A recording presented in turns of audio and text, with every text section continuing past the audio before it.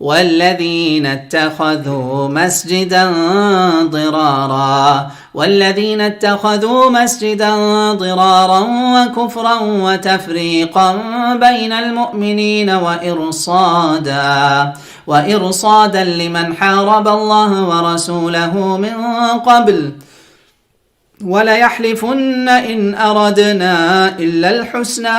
والله يشهد إنهم لكاذبون لا تقم فيه أبدا لمسجد أسس على التقوى من أول يوم أحق أن تقوم فيه رجال يحبون أن يتطهروا والله يحب المطهرين أفمن أسس بنيانه على تقوى من الله ورضوان خير أم من أسس بنيانه على شفا جرف هار فانهار به في نار جهنم أفمن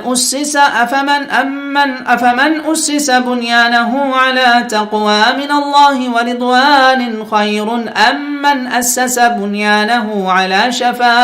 على شفا جرف هار فانهار به في نار جهنم والله لا يهدي القوم الظالمين لا يزال بنيانهم الذي بنوا ريبة في قلوبهم إلا أن تقطع قلوبهم والله عليم حكيم إن الله اشترى من المؤمنين أنفسهم وأموالهم بأن لهم الجنة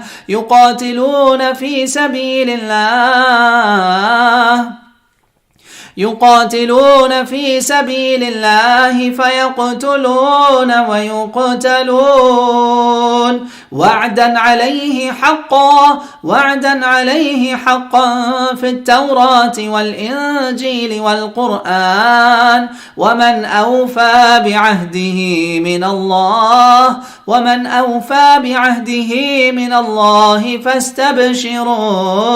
فاستبشروا ببيعكم الذي بايعتم به وذلك هو الفوز العظيم التائبون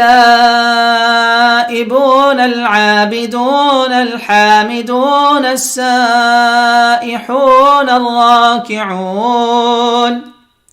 السائحون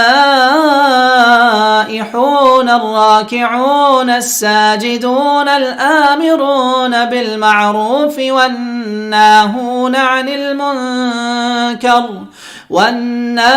عن المنكر والحافظون لحدود الله وبشر المؤمنين.